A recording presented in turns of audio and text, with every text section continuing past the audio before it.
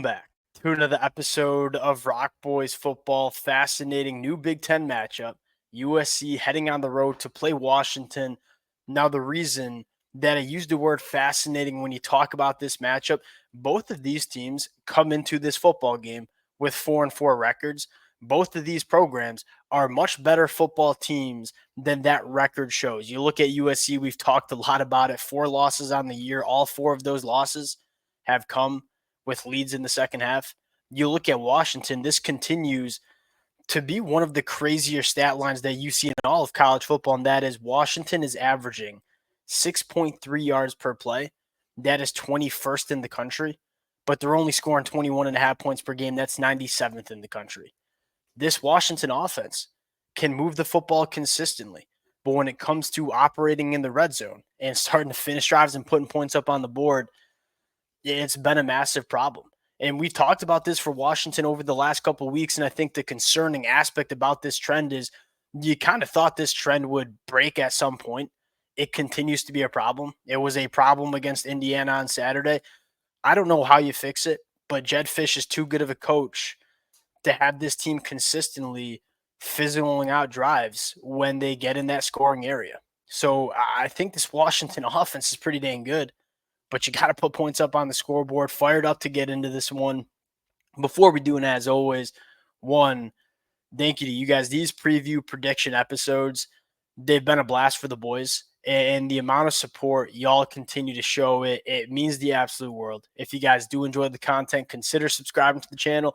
Much more importantly, we got a 2-point spread on this one. USC coming in on the road, 2-point favorites.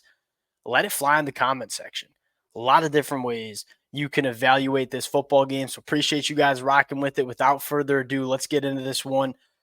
I want to start with what I think is one of the more exciting matchups. We'll see this Washington offense going up against the USC defense that, even though they were missing half of their starting lineup Friday night against Rutgers, I thought played some really good football, but most importantly, really opportune football. Solid red zone defense, which has given Washington a lot of problems this year.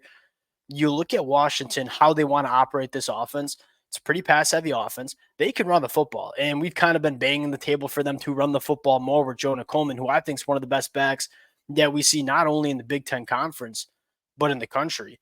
You take a look at the numbers. I mean, 4.5 yards after contact per carry, 47 missed tackles for 7 yards per carry.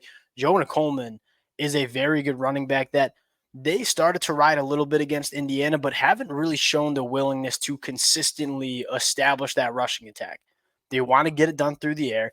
Now, you look at the numbers and say the completion percentage is elite for Washington, a 72% completion percentage on the season. That's number 2 in the country. It's kind of predicated on what we saw Jedd Fisch do at Arizona. That's the quick game. Hey, we're going to get the ball out quick, on time to our playmakers, and let them operate with the football in space. Will Rogers, although he can push the ball down the field, that's not really what they ask him to do. He only throws 10% of his throws 20-plus yards down the field. This is a yards after the catch offense. They got some guys who can do that, Giles Jackson, Denzel Boston. Out of the 2,200 yards that Washington has through the air, 1,200 of those yards have come after the catch. The big storyline here for me is, can USC tackle these playmakers in space? But something that was mildly frustrating from the Stanton Lynn defense against Rutgers that I would like to see them, maybe tinker with a little bit, is challenge these wide receivers more at the lines of scrimmage. You go back to that Friday night game against Rutgers and say it seemed really easy. It seemed like USC was very content on giving Rutgers a lot of that short underneath stuff and didn't really challenge Rutgers to push the ball down the field, which they weren't really doing all that effectively. I believe Calic McManus was 1 of 7, 20-plus yards down the field in that game. Take away what Washington does best, and that is the quick game. Force Will Rogers to push the ball down the field.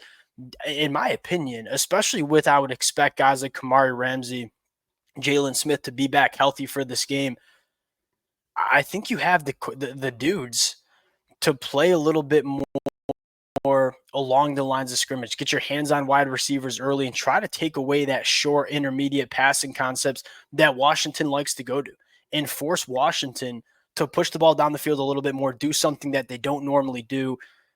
I think Dan Lynn brought in these long physical cornerbacks to do just that. and it seemed like they were awfully content just playing some bail coverage and giving Rutgers stuff underneath. I would like to see Dan Lynn challenge Washington and take away some of that short intermediate stuff and tackling in space. This has been in my opinion, a positive for USC. You got guys like Kamari Ramsey who, when it's time to tackle playmakers in space, they've been doing it. Like last year, this was a massive problem for USC. We all know that. This is going to be the biggest game in terms of tackling in space with these Washington playmakers. Second key to this game, well, I think it starts with obviously the red zone and third down, stuff that Washington has struggled with. USC has been really good. They're the 12th best team on third down. They've been very good in the red zone on the year. Another thing that I would like to see USC do that can give Washington some problems is get pressure with four. This has been, in my opinion, a problem for USC. They're only sacking the quarterback 4.3% of the time. That's 111th in the country. They've lost some guys on the defensive line. Will Rogers is pretty good when he's facing blitzes. He knows how to get the football out quickly and replace kind of those blitz packages looks, but he's not very good when he's under pressure but not blitzed. Can USC impact Will Rogers just bringing four? That's probably the question mark we're looking at, where that's been a struggle for USC. They've had to bring backers and safeties on pressure packages to get pressure on quarterbacks. Can they do it with just four in this football game? Will Rogers, he's very good when he's clean. 78% completion percentage when he's operating from a clean pocket, but when he's under pressure, that completion percentage drops down to 45%. Can you get some pressure on four, not have to blitz? That's probably the second storyline in this game. Now, you flip the sides and say, USC, they run the football. We've talked about this a lot. The USC fans know this. They run the football extremely well. They just don't run it that often. They run it 131st. The times they run the football, it ranks 131st. They don't really stick to the run game, but they run the football 5.5 yards per carry, which is top 20 in the country. You look at how you want to maybe attack this Washington team. I think it's a little bit more you want to run the football and find that balance, which I thought USC did a much better job of against Rutgers, specifically in the second half, kind of salting that football game away. You look at Washington and say the secondary, I mean, it's been really good, right? It's only allowing a 51% completion percentage. That's number 3 in the country, only 5.2 yards per pass. That's also number 3 in the country. Now, they've played teams like Michigan. They've played teams like Iowa, so those numbers might be a little bit lower, but any way you cut it, those numbers are elite. And they have the personnel on the outside to challenge these USC wide receivers, but where we have the question marks with this Washington defense, especially over the last couple of weeks, is what they can do stopping the run. Michigan ran the football for $174. Iowa ran the football for 220 yards. Indiana ran it for 188 yards. So the last 3 games we've seen Washington play, they've been struggling to stop the run. Here's the question here is, can USC stick to the run game? Like, again, Woody Marks, this USC offensive line, for the struggles they've had in pass protection, they've been very good run blocking. The frustrating part for a lot of USC fans is it just seems like Lincoln Riley's not comfortable running the football all that often.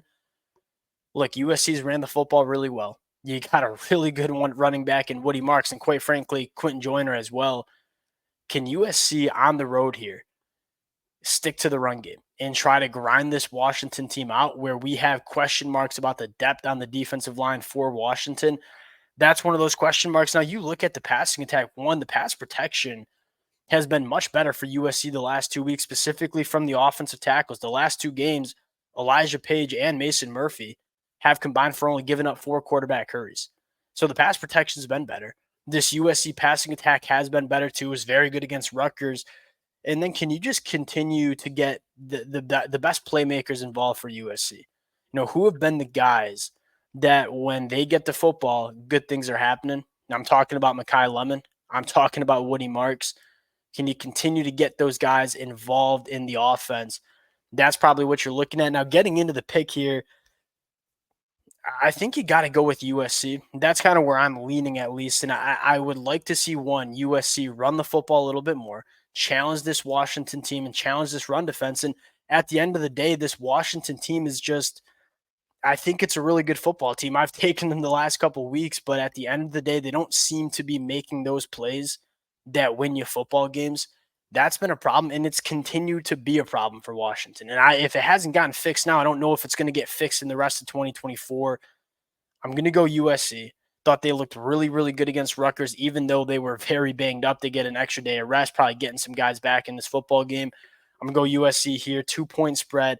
Going to be a really good football game. Again, these two football teams, much better than their records show, much better than what the national media thinks of them. 2-4-4 teams. Give me USC on the road here. We'll close it out there. Appreciate you guys rocking with it. If y'all do enjoy the content, consider subscribing to the channel, and we'll talk to y'all later. Peace.